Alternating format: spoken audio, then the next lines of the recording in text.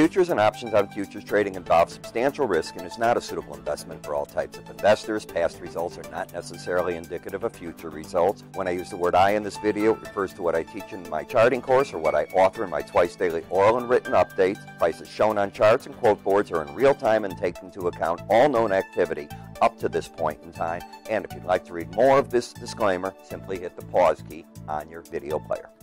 Well, good day, all. Ira Epstein of Linn Associates with your financial market wrap-up. And this is for Thursday, the 5th of April, 2018. I'm going to say we're just getting on to 5:15 in the afternoon, right in that area. Wow. More follow through to the upside today. Lots of events without a lot of data.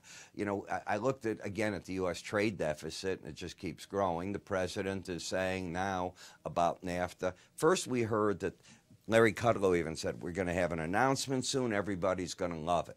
Today, the president goes to a meeting in West Virginia, and when asked about NAFTA, well, we got to get the right deal.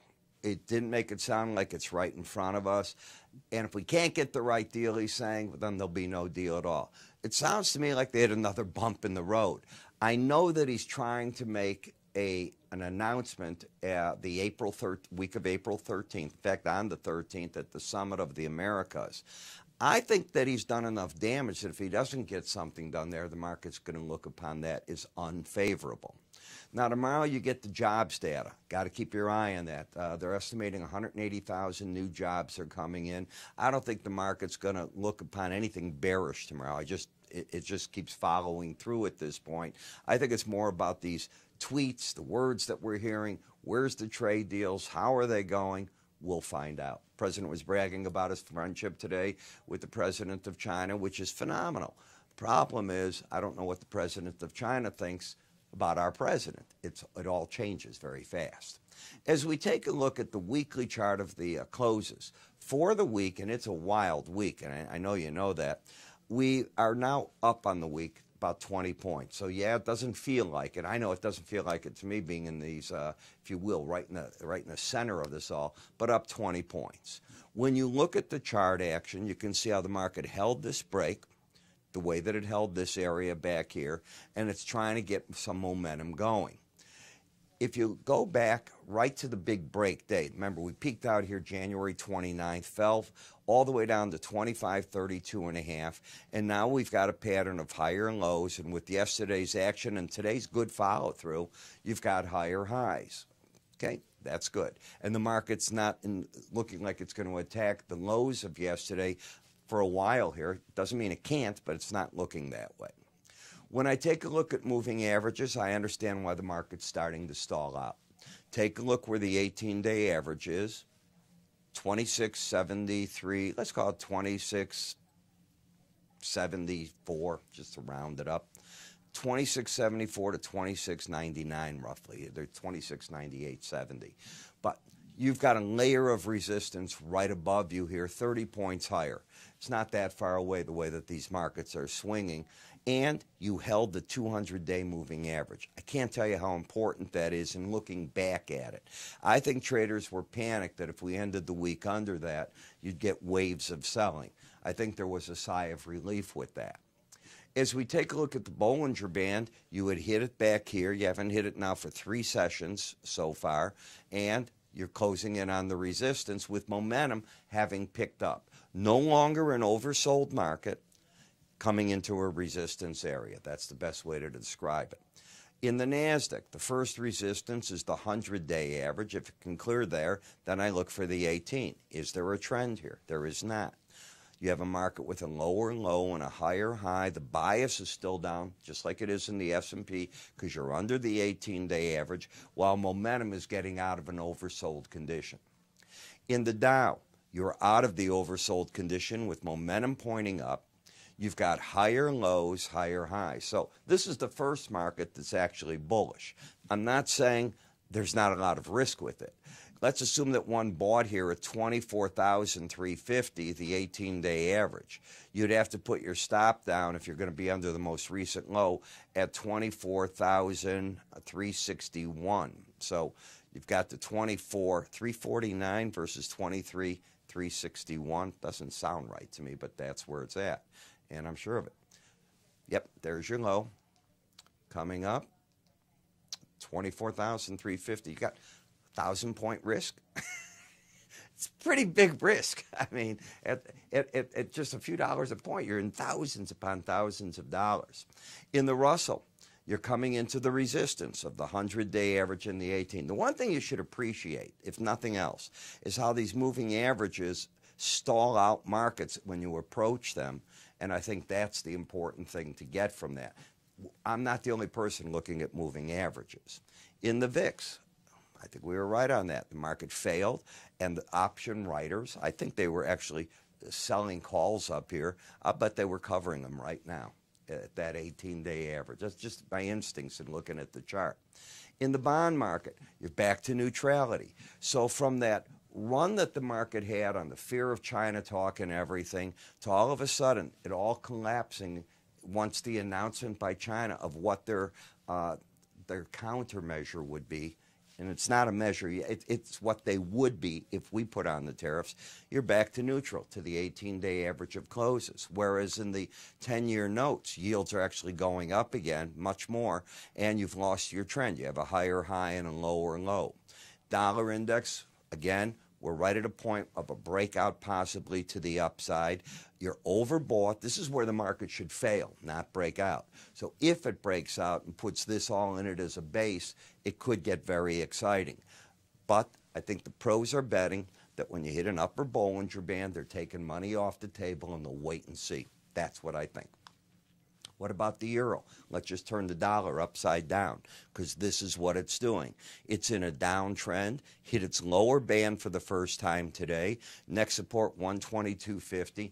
What is this one going to do? Is it going to break out to the downside and put the dollar up? We're at an exciting time in that currency pair. In the British pound, I was shocked today to see a failure. The market yesterday had an outside day up. I cannot begin to tell you how rare it is to get an outside days back to back. Go back on your chart, you don't see it. But once you took out yesterday's lows, that put the market back into no trend pattern at all. Now you got a higher high and a lower low coming down into an oversold area. You're at 30.74. Any number under 30 will get you away from that. In the yen, downtrend. So as the Japanese government is talking more and more, and they're being transparent, they're talking about what happens when they get away from their QE program, this market is losing the bids the way that it used to have. It had no reaction to the Chinese announcement to speak of. Normally you get a run to that. I think this could be a watershed event. I'm questioning if we aren't looking now at major events starting to take place to the downside in that market. As for Bitcoin, well, it's a new low on the move. So I understand Jeff Gundlach thinks that this market leads the stock market. They broke away certainly in the past 48 hours as this made a new low on the move, and the stock market made a run for the past 48 hours to the upside. You still have the embedded reading. This is still a very bearish chart. When I take a look at June Brent versus June WTI, up to the races and now correcting a little bit. But when you go to this hour, sometimes the Brent isn't open yet, so you always want to get and make sure of that. And right now, if you take a look on the June Brent, you're still on the close, so we don't know where it's at. So when I do this, at 4 o'clock or thereabouts when they're both open, it's easier. But once I do it beyond 5 o'clock, the WTI is open, and this market isn't. So the WTI is up 21 points. You can see that it's fighting at the 18-day average right now, looking for the direction. You would think it would be a lot friendlier if the stock market is just waved everything off and it's all systems go, and it isn't. So a close under 63.54 will continue the bear move, and you might be headed back here. Get over this rally high, where I've got the arrow, that number 65.42, that's what you need to do to break the downtrend that's trying to be in place. The one thing you have to always look at is where's the close. And we're not closing under that 18-day average, which is keeping the momentum, even though the swing line's on more of a correction than an actual downtrend.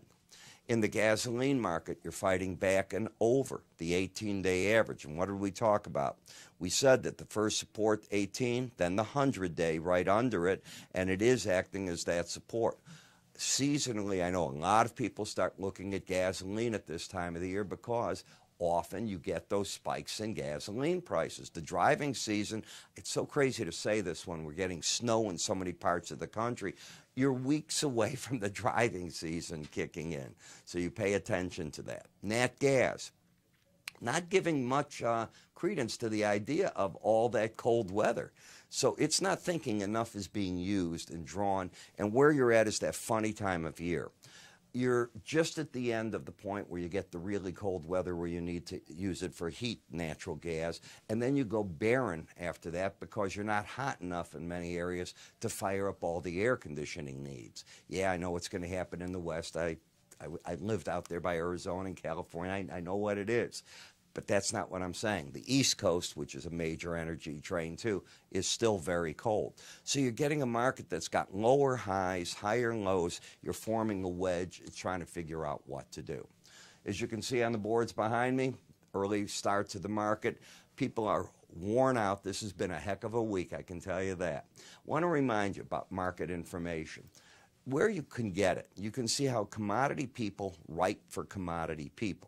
Is through us at our Linn Research. And I've already read the reports about hard red winter wheat tonight. I was reading the grains before I came into the room to do all these recordings. Why did the wheat market act so strong? But then we're going to have our currency, our soft reports tonight. Our energy reports are out. We're doing a lot on the ethanol talk right now.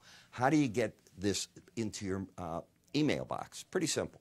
Give my staff a call or go to our website. You'll see right on the front page, it's a carousel of free offers. You can click up here at any time, too, if you're watching me on YouTube, or under us on some website says, click here for Ira's information. I'm Ira Epstein. You have a good day, and I will talk to you all tomorrow.